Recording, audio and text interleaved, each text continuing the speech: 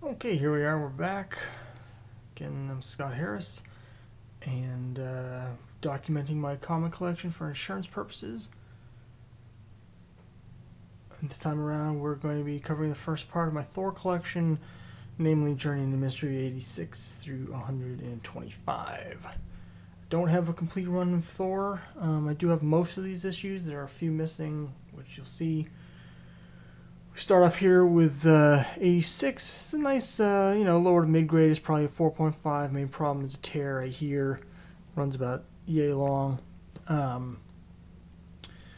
For Thor number 4, no complaints. It's a pretty sweet copy. About the same grade, maybe slightly higher here on the Journey of Mystery 87. This is the 5th issue of Thor. He fights some communists, and these issues are not particularly good, to be honest. Thor's powers change every issue on whatever, to fit the needs of the story. Here's number 88. This is the second appearance of Loki. This copy is really beat up. Main problem is right up here. I don't know what exactly happened there. Someone put out a cigarette on or something. It's pretty rough. Very low grade.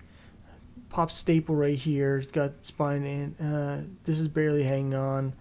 A lot of spine damage. So I mean, this is a low grade copy. I got it very cheap, so I'm not going to complain. This, on the other hand, is not very cheap. It's a very nice copy of Journey Mr. 89. It's probably a 4.5. Displays really well though. Looks more like a 5 or a 5.5. Back cover is a little grimy. Which is the main problem with it, and it's just got general wear, but it's a really all-time classic Kirby Thor cover, one of the great Thor covers, and very nice copy of it.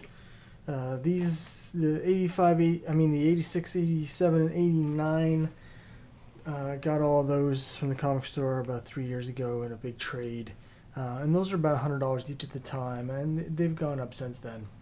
Here's the Journey into Mystery 90. I traded actually with Marvel editor Tom Brevoort for this copy. He was doing a thing where he took some random back issues and was trying to trade them up to get Fantastic Four number 1. So I traded a Star Wars number 1 for this. I threw in a Hulk, I think 115, maybe 114, I forget. And a couple random books as well. It's a lower grade copy, but it's a cool book. A lot of these are lower grade copies, as you'll see. Here's my copy of 91. It's got a tape pull here, and it's low grade. It's got some writing on the cover right there. Again, these issues are not particularly good. There's 95. You can see a jump there. I'm currently missing 92, 93, 94. Although I have a 93 en route that I've recently purchased online. This is a nice copy of 95. I got it very cheap because someone decided to put tape all on the spine just in case. Actually, the comic didn't need that. It's very tight. Staples are fully attached, but just as a preventative measure, they've added tape to the spine, and that's considered a big no-no for most collectors. So I was able to get a really good deal on this copy. Because of the tape, it's low grade, but it looks much nicer. I don't really mind tape that much. Here's a low grade 96. I used to have a copy of this when I was a kid, but I sold my whole Thor collection a long time ago. These are recent reacquisitions. 97. Key issue here. You see, also beginning this issue, the Tales of Asgard. This is where Stan Lee decided that the series was really kind of not going anywhere. So he took over the writing, dumped the backup stories, which at this point had just been like random sci-fi garbage, and started the Tales of Asgard. And in the backup, that's where he builds the whole mythology for Thor and Asgard, Odin, all the gods. The main stories at this point are still just sort of basic superhero nonsense like this here, where he fights Cobra. But the backup stories is, all mythology, all great stuff. Kirby just like blowing out of the water there. So the 97, that's where the series really gets going, in my opinion. It's still kind of catching its stride. See, last issue had Cobra. This issue's Mr. Hyde. And another Mr. Hyde. We see a lot of Cobra and Mr. Hyde in these early issues. It's a nice copy of 100. I got a good deal on it. As you can see, I paid $20 for it. I think it's a very good deal for this issue. Here's a 101. This is one of the 2 issues I have that is completely trashed and desperately needs to be replaced. The back cover is just basically non-existent on that. Here's a nice copy of 102. I got a very good deal on it.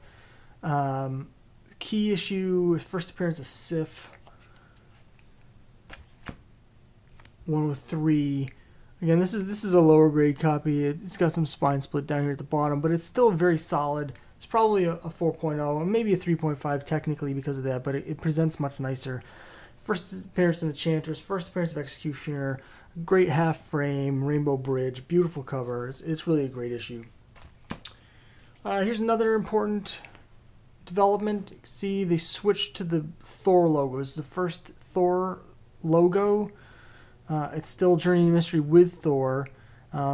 This copy here I have, it's got heavy tanning all along the edges and a subscription crease. It actually looks pretty nice considering. Unlike this, this is the other copy I have that desperately needs to be replaced. This is my copy of 105 that got extreme water damage at some point, was stuck to something else, got pulled apart, holes in it in the cover. I actually paid less than cover price for this. I paid 10 cents for it. The cover price is 12. It has a very early Avengers cameo in it, so it's a good book. 106. Here's Mr. Hyde and Cobra together. 107. This is lower grade. It's the first appearance of the Gray Gargoyle. 108. Another very low grade copy. Got several of these low grade ones I got in a big lot all at once, and I do want to upgrade them at some point, but I've got so many other things to do first. Here's 109.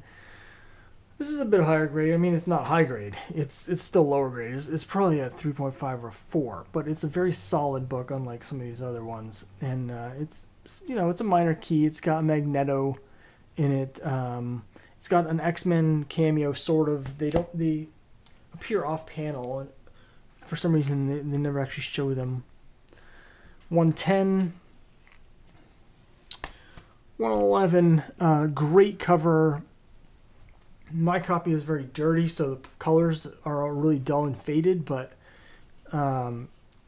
if you see a high-grade copy, it's just beautiful. 112 I don't have, because people that collect the Hulk, first of all, need their head examined, but secondly, they've just driven the price up because of the Thor Hulk fight, and as a result, 112 is like a key issue.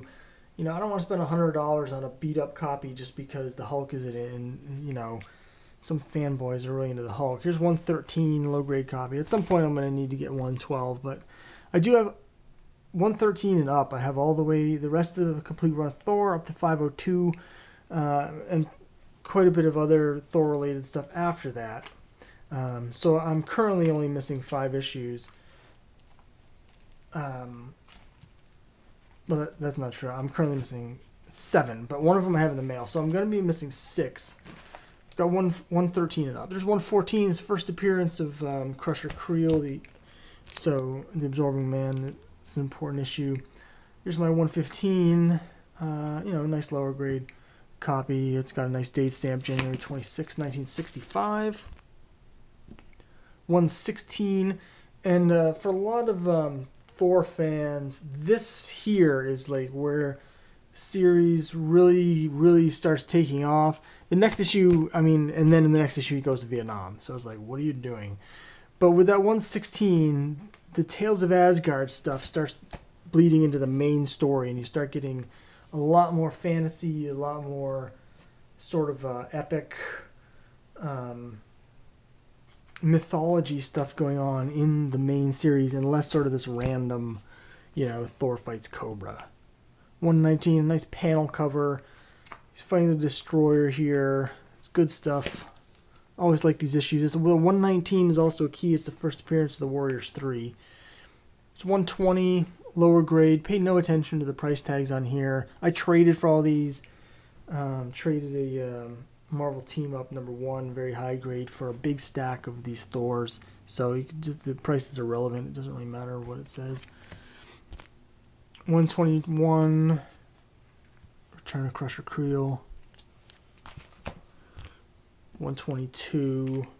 See, this is good stuff. We do have the Absorbing Man, who's more of a traditional supervillain type character, but you can see he's interacting with, you know, Odin and Asgard, and you get that sort of thing is taking over, and it's really becoming the main thrust of the book, which is really what differentiates Thor from, you know, your random average comics, you know, superhero stuff, is the fantasy and the mythology. 124 is Hercules. It's Enter Hercules. This is not Hercules' first appearance. He appeared in Journey of Mystery Annual 1 before this. But this does kick off a major storyline where Thor ends up visiting Olympus, and you get Zeus and Pluto and all that stuff. We'll see those in the next video, which I'll cover. And that's going to be a longer video that runs Thor 126 through 200. But for now, we'll leave here on this cliffhanger, the last issue, Journey into Mystery 125.